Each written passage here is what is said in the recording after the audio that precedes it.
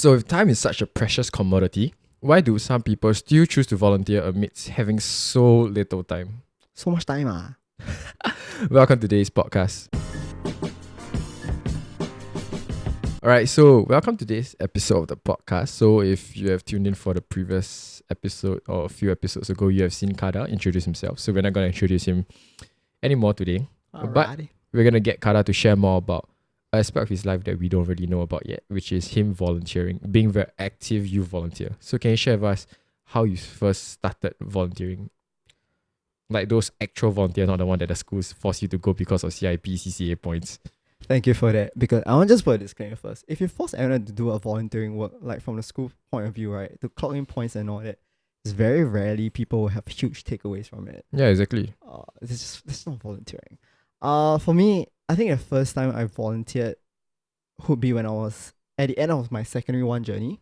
Okay. The then vice president of student council, he invited anyone to join him to run somewhat like a mini camp for a nearby mosque.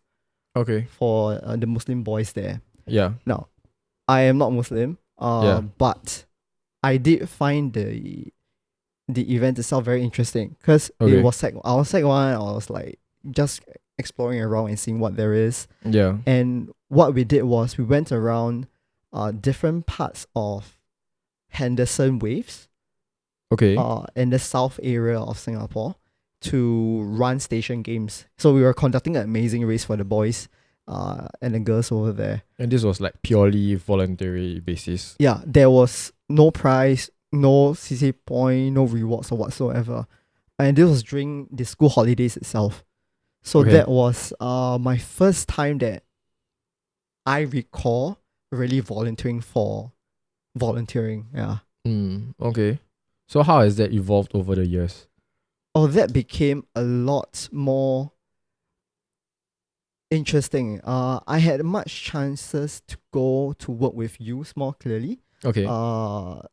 Specifically in facilitating certain knowledge, be it leadership or learning about community. Okay. About just personal development itself. Yeah. So those were things that was a lot more skills based rather than your typical manual labor kind of volunteering.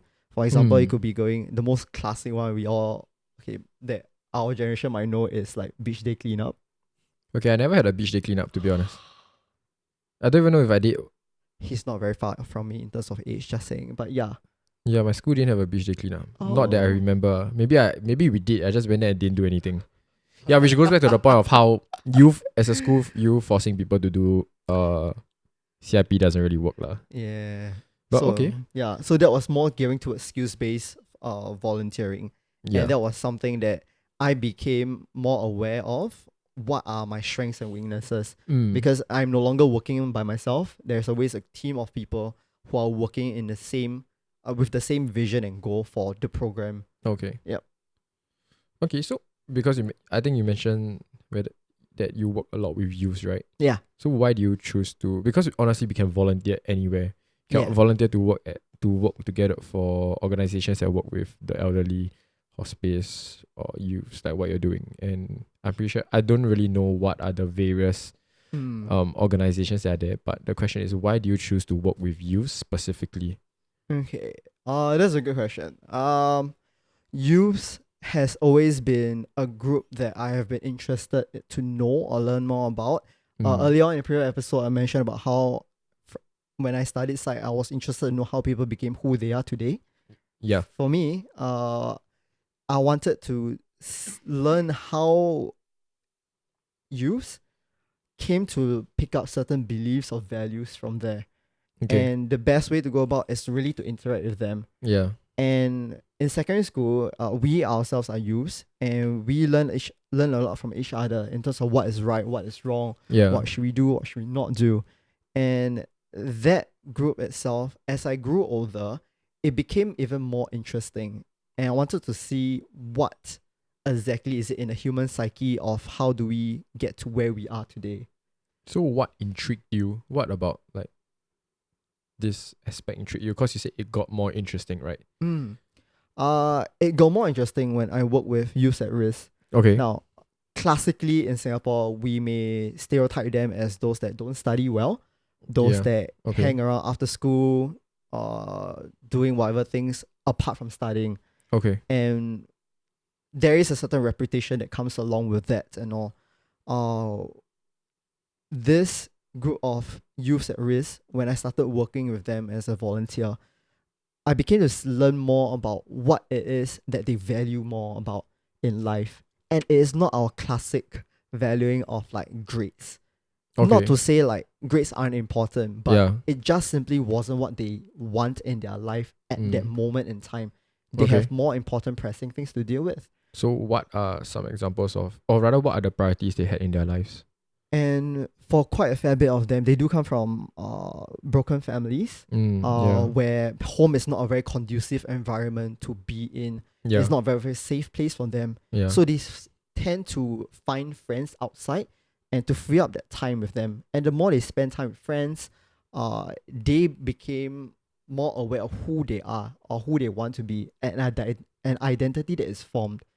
And these identities, right, it is a very it just parallels with what most youths are going through in schools. You imagine that while you're schooling, going in one direction itself, then you have those that is not following the mainstream path of things. How did that path diverge from there? Where did it came from? So these were things that intrigued me a lot. And as I work with more youth at risk, they taught me a lot more about life, more than I ever could if it wasn't for volunteering with them. So because you have been volunteering, essentially when do you start volunteering on a consistent basis? I think it was ever since my internship back when I was in final year of poly. I was interning at a youth development organization. It was a very, very nurturing place. And I was very fortunate to work with many people, be it the staff, the volunteers themselves, and even the school teachers that we work with. It was everyone really wanted what would be the best for the youth that we work with. And that experience got me thinking, how can I then contribute from what I have? Okay, so basically it's the third year of poly and you've been doing it since through NS and even university. So because I know in uni you're quite busy. I think that's an understatement. So amidst all the busyness that you are dealing with, amidst all the, because you're not just studying, you're doing things like external projects and whatnot. I cannot remember off the top of my head. But so why do you still commit to volunteering when, because let's be honest, the term itself, volunteering, you can just leave anytime. You're not getting paid. That's true. So what makes you stay and really to just commit that time, even though you don't have much time in the first place? I would say that there were a lot of people that believed and invested in me when I was growing up. And these people make me feel like I want to do the same for the people in the younger generation. Wow, sounds so old. You are old. Hey, you're just as old as I am. 1 year difference, but okay. But so in secondary school, I had teachers who invested and believed in me. They saw my potential to do well academically. And they were willing to put aside more time after school just to get me to go where I wanted to go. And classically, it does sound like what every teacher would do. So that is just one example. But it wasn't just teachers. After that, it became seniors who also were very helpful. They were just conversing with me and discussing about what exactly I want for myself. And you don't have these kind of conversations with most people in these days, I suppose. Then came the group of colleagues that I've worked with in my internship. And also after I became a volunteer, different people have spoken into my life, and I felt that if it wasn't for these groups of people having that conversation and just speaking into my life, I may not necessarily be who I am today. Yeah. And I'm pretty satisfied with where I am right now. And just a shout out to all these people. You're important. And I would imagine these people as in the ones that spoke into your life. Yeah. So you're gonna list their names down. It'll be too long already. But that said, I feel like it's because of it really not because of, but with the power of just one person's communicating and speaking into your life and just having that simple conversation, it really changes a lot of things in the minds itself. And I find that every time or every opportunity I have speaking to someone, there is an exchange of learning. Yeah. So while can be volunteering for a group of service users, while they could be receiving that support additional whatsoever, I myself am also learning from them, and I find it being a very valuable exchange altogether. So you feel that as a volunteer, you're not the one just giving help, but you're not getting something monetary out, but it's more of like you're learning from them also. Yeah, just as they are learning from me, it is a two-way process. Okay. And I value that process. It's a very collaborative kind of work. Yeah. Okay, so what are some of the like more memorable experiences that you've had over the past, let me count, 6 years of volunteering? Oh shit, it's also very old now. Like I said, you are old. One of the most epic ones, it was this realization. I was volunteering at a place that worked with male youth. Okay. Honestly, they are really, really nice people. Yeah. One thing I didn't understood was why they were choosing to work instead of going to school. Okay. So by my worldview and my understanding of what is a standard route in Singapore, you should be completing school. Okay. Yeah. Complete PSLE, complete your secondary school. Okay. Go to wherever you need to, and then start working from there. Yeah. But because of their life circumstances, certain opportunities for schooling was delayed or pushed back. And when I met them, and they say they want to start working, I was just like, huh? Yeah. Why you do that? Why you don't go back to school and all that? And I was very confuzzled by it. Sorry, what is confuzzled? Well, it's just being very confused or perplexed by what this is going on. Is it an actual word or is it a word that he came up with? I feel like it is an actual word, but I have been saying so often that I don't really know if it's actual word after that. So it's just a mixture of confused and puzzled. Yes, that's how I view the word itself. All right. Okay. Until I spoke with one of the staff who helped me understand about where they're coming from, that think about this. If you have stopped schooling for quite a number of years, let's say we are putting you in 17, 18-year-old. Okay. You have, let's say, dropped out of secondary school at Sec 3 and you did whatever things outside of school that kept you going. Yeah. At 17 years old, you are now offered a chance to either go back to school or start working. Which one would you go for? Honestly, because I dropped out of school at 15, I will continue working because I know that working gives me money. But studying does not. Instead, if I'm studying, I need to pay money. There is no value. There's no tangible value addedness. Yeah, I agree with you. And on top of that, while you are working, you gain this sense of independence and ability to fend for yourself in this harsh reality. Yeah. And that was something that never before had I realized, like, what? It wasn't a concept or idea that struck me before. So when I found out and interacted with them myself, it became something that was like, I just froze for a moment to absorb all that. And that became something that I learned a lot more, and to view things from a different perspective, from their point of view on what they value in life. Yeah. And I would have gotten that awareness from like textbook, lectures, Yeah. seminars. Yeah. Yeah. Yeah, I think I agree with what I say because I remember there was this one time when I was doing like, those coaching stuff, right? Mm. And then there was it was a 2-day workshop. So this, I think it was a Sec 3, Sec 4 class, can't remember. But basically this guy, he came in late, very late on the first day because it was like a full day workshop kind of thing. So it was from morning to afternoon and he came in very late on the first day, like around 1 p.m. Mm. I was like wondering like, but usually I don't really care because I don't know what's happening. So I'll just take it as it is. Yeah, so then the next day came along. He also came in quite late. Okay. Yeah, and the second day was the end of the workshop. So basically the workshop was to really just guide them on to give them like life skills lah, to equip them with life skills. On the last day of the workshop, he came up to me and said, "Hey, coach, can I just talk to you for a while?" So I said, "Sure, yeah." So I was talking to him. He was sharing me about some of his like family's difficulties, and basically what he told me was after taking his N levels, if I remember correctly, it was a NT class, yeah. Okay. So he was saying after he takes his N levels, right, he just wants to go and work because he needs to support the family. Wow.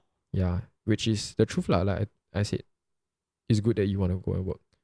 Yeah, because but told me this, but the reality is if you want to do well next time, if you want to increase your pay again next time, you still need to at least study a bit. Yeah, and basically what was covered during one of the things that was covered during the 2 days was that basically ITE has this quote unquote work study program. Okay. Yeah, so while you're while you're studying, they'll attach you to this company. So you spend like 3 days working and 2 days studying. Yeah. Yeah, and I told him about this lah. So I told him like, then I showed him. I say, go and find something you want to do here. I say that you're still getting paid. I think about 1K plus. I might be wrong, but some income. Yeah, I told him like at least finish this, then go and work. Then at least your pay will get higher a bit. It makes more sense lah. Yeah, so yeah, I think the harsh reality is that maybe some of us don't realize is that not all of us have the privilege of being able to say that, oh, I'm just gonna finish my education. Yeah, definitely. I think that's something that we don't really see. Yeah, depending on the kind of lifestyle we live and whatnot. Yeah, I think it's very easy to make judgmental comments, judgmental comments and thoughts lah. But sometimes we don't see that. We fail to recognize that not everyone is born into the same circumstances. Sometimes they just don't have the choice. Yeah. Okay. So yeah. Okay. Yeah. So what was one of the more like, not say memor. I think one of the tougher experiences you've had while volunteering, because I believe that throughout the 6 years of you volunteering, there definitely has been struggles that you faced with, be it with maybe a specific youth or maybe just juggling between volunteering and also your studies, your commitments. I feel one of them. Okay, so some of the programs that I volunteered for, they are generally meant to be more reflective. Okay. And it is the kind where you are in the atmosphere to think back really about the times that has been very challenging for you. Yeah. And for you, how do you cope with that and whether you have overcome it? Yeah. Not saying that if you haven't overcome it is bad and all that, but it's just being in that present moment to reflect. And I had my turn to also share with the groups of youths that I was facilitating for. Yeah.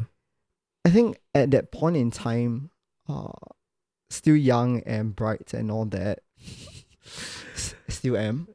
Less bright lah.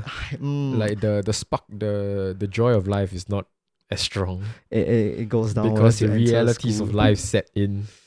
But that said, with at that point in time, after sharing my part and hearing from the rest of the other youths that was sharing, part of me just broke my heart to hear about the circumstances that they were born into. Yeah. And to know where they have came from, and despite their lively personality and like fun going self and all that, there was so much deep layers of hurt and trauma, and I just felt very overwhelmed after the whole experience because it felt like something that I wish I could have done more, but it wasn't my capacity to do more than what I already did. And that those conversations in that setting itself, it always builds on to the value that I need to not be assuming of people, especially the youths that I work with and interacted with, that I never know what kind of background they come from. Yeah. Which at times will or can give you an idea of why they are doing certain things. Yeah. Particularly when it is about things that most of us may frown upon. Yeah. Yeah. Yeah. But I mean, from whatever we've talked about, like, because you said like it breaks your heart when you hear about the circumstances that they're born into, that they come from, right? I think for you yourself also, you have your own fair share of struggles also growing up. Yeah. Do you feel that kind of played a part in why you are so dedicated into volunteering in the youth space? Yes, quite a fair bit of that, because I mean, we didn't have a chance to talk about all this life challenges that I had, not in my intention to bring up here. Yeah. Those life experiences or challenges have helped me to be more understanding and sensitive to what people are going through. Okay. And to have that connection with someone who has gone through a lot, it's not something that you can train yourself for. Yeah. I mean, over time you will get more familiar with it, but it's not something that comes out of nowhere. Yeah. And I believe that at the end of the day, all of us have gone through our own fair share of hardships and hell. And from those experiences, can we then build a very genuine, empathetic connection with one another? Yeah.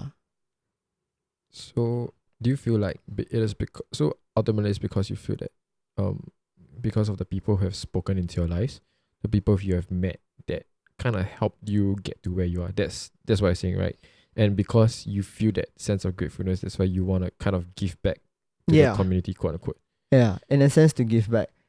I mean, if it just takes one person to bring up a better version of you, then I feel like all of us can be doing the same for one another. Okay. Yeah. So I guess the other question is that how do you pick the organization that you are volunteering for? How do you know which organizations I mean, there are a lot of charitable organizations, volunteering organizations, but how do you know what is the right one for you? I don't. Really, I believe that these organizations, especially within the social service sector, when they're established, I genuinely believe they came from a place full of heart and hope and wanting the best for the clients that they work with and the service users for them. So, however they market it, I believe that spirit is there. Yeah. So I cannot be able to pinpoint based on what I see or whether it fits what it is what I want. Yeah. Yeah. Okay. So basically, just do your own research, lah. I wouldn't even say necessary research. Sometimes you just gotta dive in and see and experience it for yourself. What it's like working with that group of people. Yeah. And whether the way they approach things is what you're comfortable with, and whether you see yourself growing from there. Okay. Yeah. Wow. Okay. Did not know that. I think the other question is, how do you juggle your time? How do you, because I think like for someone who's, let's say, thinking of volunteering, someone who wants to volunteer, I think time might be the biggest factor. And as a volunteer, I think it is not very nice. Let me rephrase. I think as a volunteer, if you're thinking of volunteering in whatever organization, it's always good to think of it from a long run perspective. Meaning to say that you are committed for at least 1 to 2 years. Minimum lah. Not say that you volunteer for 6 months and then you decide, okay, my life is too busy, I'm not going to do this anymore. Because I think, especially regardless of who you are working with, especially if you are working with people, if it's a one-on-one kind of mentorship kind of thing, it is, I believe, at least for me, I believe it's always better if someone is there for at least 1 to 2 years of your life instead of having a different person every 6 months. Because it takes time to build that relationship lah, I feel. So how do you, okay, actually, what are your takes on how long do you think a volunteer should commit to volunteering? Well, I wouldn't say there's a fixed point or time number or even duration. Okay. So I'm not very sure whether I will agree on 1 to 2 year mark itself. Yeah. But on the point on working with humans and people, I believe that if you are volunteering with people, I mean, you could be volunteering with non-people. Like, for example, we could be volunteering as a tech person working on developing certain things. So the indirect volunteering itself. But if you're doing direct volunteering work with people, I would say one-off volunteering work may not be the most beneficial for people. For both parties, actually. But then again, depending on what is the objectives of that volunteering program or project. So I can't be able to pinpoint exactly just from a very blanket point of view. But I would say my general view is regular, consistent figure or presence into another human's life as a volunteer is much appreciated. Yeah. Okay, so on that note, how do you juggle your time? Do you make the assumption that I juggle my time? I mean, like, there must be certain... Okay, so I think not so much of juggling in the sense of, I have a perfect control over whatever I do. Yeah, it's more of how, like, let's say in a week, you know that basically just how you manage your responsibilities. Wow. I know in relation to the volunteering topic for today, when I set aside time to volunteer, amidst of all the chaos of assignments and other projects I have, is always it's so sad, clap. Okay, give you another one.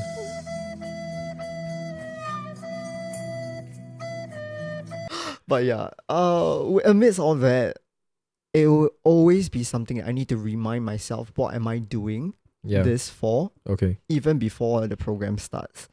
Because you need to be in the right, appropriate state of mind. It cannot be bringing in your entire week's worth of like baggage of heavy thoughts and emotions and bring it on to where you are working directly with people. It is not, one, it's not professional. Two, it is not being fair to whoever you're working with. And three, it's not being fair to yourself, because this is not a reason why I sign up for. To not, I sign up for to give 100% of myself or more.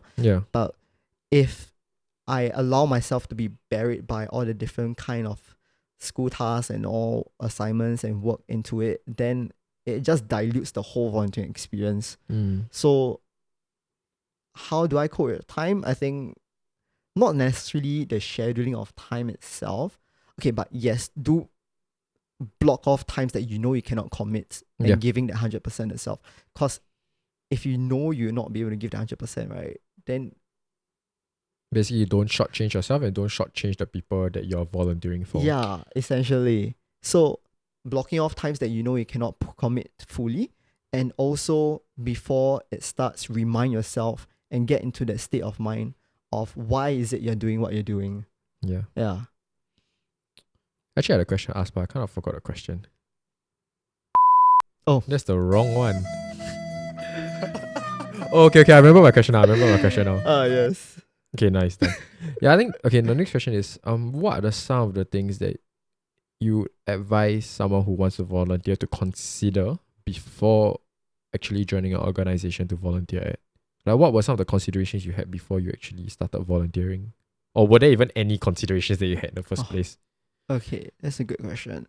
Go with a group that you feel comfortable with at first. As in a group of friends or an organization? Sorry, let me specify. Volunteer for the group of people that you're serving. Okay. That you're comfortable with. And see how, and just experience it fully from there, and then think what is it that you want to do. Because I feel like if you go in with preset conditions or what you should be getting, and especially if you jump into a group that you really don't feel comfortable with. For example, I know of many people who may not feel comfortable interacting with people with certain disabilities, and they don't know how to respond to that, especially without appropriate training. Then it gets a bit difficult for you to maneuver in that space or even consider wanting to continue. So start off with a space where you feel comfortable, and then venture into different ones after that. For if you are looking at, if you're really afraid of like human connection, interaction, and all that, then there's always indirect volunteering work, where you can put your skills to good use, be it video making, hosting, tech app building itself, and etc. There's a lot of things that you can do for volunteering, not what we classically see or know from school's point of view or what volunteering is. Yeah. Okay. So basically, start out with something that you're comfortable with, lah. Oh. So was that your consideration when you chose to volunteer at the current organization or like the current space you're in? You had this thought process, lah. It always has to be something that I feel like is comfortable, but it's not to the extent where comfortable and I don't learn anything. So that's why I said when you experience in the first time, chances are it's not gonna be a full perfect one. And for me, in my first few rounds interacting with youth, I feel like I'm able to hold a conversation, but I don't necessarily know how do I best bring out the learning points to them. In that manner, and that was a room for me to grow from. So that became a comfortable space, but also a space where I can grow from. Wow. Okay. So I think the next question is like, let's say, as someone who wants to volunteer, but I say, but I'm an introvert, but I'm an introvert, but I want to help people.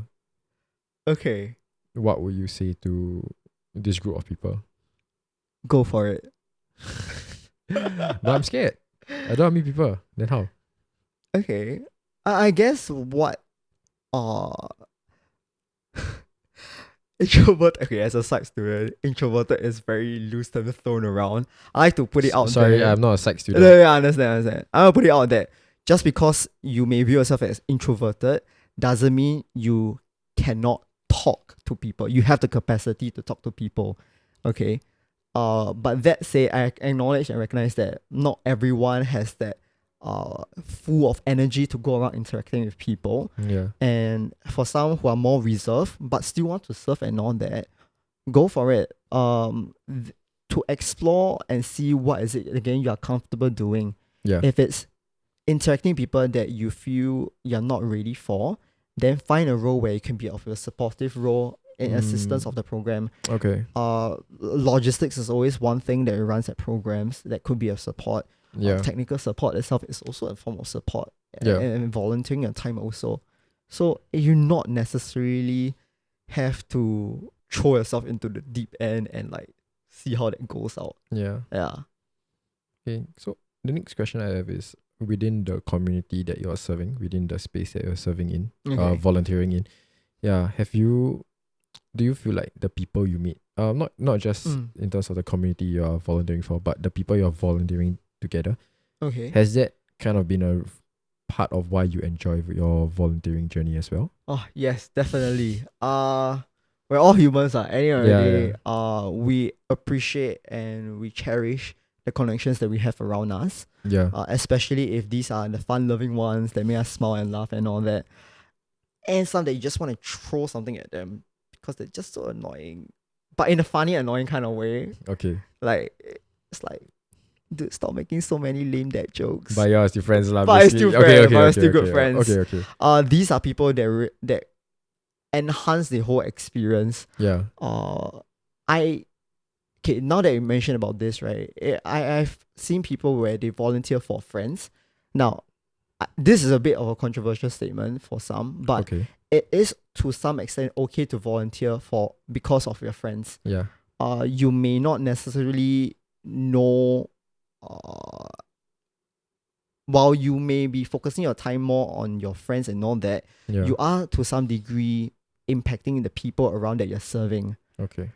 But on the flip side, to what degree of whether what you're doing is helpful or counterproductive, right? That's debatable case by case lah. Yeah. But not going into there, I have met friends to volunteer for friends, but I wouldn't say these are necessarily the volunteers that will stay in the long run. Yeah. Because it's not something that came from within.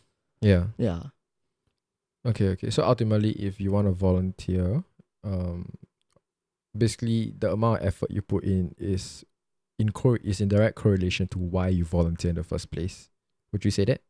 Yeah. Okay. With many co-variables and all that, but okay. I think the other thing is like what would be an advice you would give to someone who is starting out in volunteering after having 6 years of experience and going through various struggles, I believe?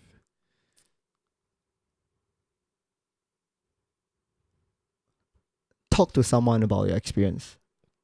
As in learning from someone who has been doing it for some time. No. After you have volunteered, just talk to someone about it. Okay. Why? Because when you set time to sit down, talk about it, you're reflecting the experience of what happened. And the more you're able to reflect and notice things that you haven't been able to notice before, that's where you become more aware and you start to learn and notice how then things are like and how things can be improved. Okay. And that self is not just for the program itself or the organization, but even for yourself. What was it something that kind of went disastrous, maybe perhaps in this one event? How did I react to it? How do I feel about it? And why did I feel these emotions? Where did it stem from? So having a conversation with someone about these experiences are what I would recommend to anyone, even if you're a long-time volunteer. Yeah. Because with reflection, it becomes a deeper understanding of many things from there. Can you give us an example of when you did that and what were the things that you realized upon your reflection? So in some of the organizations that I volunteered for, reflection is a guaranteed part of the process itself. Okay. Because, apart from the feedback gathering on what to do, but one of the takeaway when I did my reflection would be understanding what was it that I feel so terrible about. Some events is going great and on the surface, right, no one knows how like everything in our surface looks alright and all that, but internally you're just freaking out. I had so many of those countless moments from there, and when I reflect and share that with other people, when I hear that they say that they don't notice that and they affirm me for what I'm already doing, it makes me feel very appreciated and heartened. Okay. And that itself is something that will help keep going because the community is safe. I don't feel threatened. That is a very empowering state itself. So reflecting and sharing about what your experience is, and being acknowledged by people, these are very important factors in being a long-term volunteer for anything. Yeah. So earlier you said like this is something like because you've been working the youth space for so long, or like volunteering the youth space for so long. This is something that you want to do as your career as well, right? Yes, in the long run, yes. So do you feel I don't know, do you still see yourself volunteering while you're working next time? Because you're still working in the youth space. So do you think volunteering is to be something that you would be doing? So why I say in the long run is because in the short term, in the short run of things, I know I've been working very closely with different groups of youth. I haven't had a chance to explore other groups.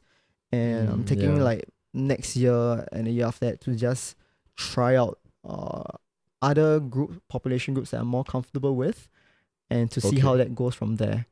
So other group populations like elderly. Yes. As much as my Chinese is not the most top-notch Good luck quality. to you. Hey. You might need to brush up. Or you can just learn dialects lah, I guess. Yeah, starting new thing. I partially took Malay back in uni to also like venture into interacting with people from other language speaking ones. So you took Malay with the with the mindset that I could be applying this when I volunteer or interact with other people or working with them. Oh, that's interesting. Yeah. So whatever you learn, do you feel that you're learning it because not for the sake, you're learning it in order to become a better volunteer, like to upgrade your skill set? I wouldn't say just volunteer, but just me reaching what I imagine myself to be a better version of myself. Yeah. Yeah. Interesting. Okay, so I think what's the next question I have is, like, as you look back on the past 6 years, how do you feel? I feel very heartened. And I feel very appreciative of what I have. Yeah. And many different people have helped me to realize that I have a lot more than what I complain about, like how little I have. And I'm very thankful to have that awareness lah. Yeah. Yeah. Nice. Right. So, okay, I think this has been a relatively serious podcast lah. Yeah, but I guess the takeaway from this is that if you are someone that is looking to volunteer, I think one of the things to remember is that you aren't there to just give yourself away, quote unquote. Like, you're not just there to help others, but like Kada said, a lot more often than not, you find yourself actually learning something from them. Yeah, and it really humbles you, makes you more human. Yeah. Do you agree? Being more human is definitely. Yeah. Though help is subjective to some degree. Because sometimes people don't need help. Sometimes I don't need help. Yeah. But we're just being supportive for one another. Actually, yeah, that's true. Yeah, I think I will say, you see, you're learning already. Yeah, okay, so Kada, any final words? I am very young. Yeah, whatever. Alright, guys, we'll catch you in the next podcast. Bye. Bye.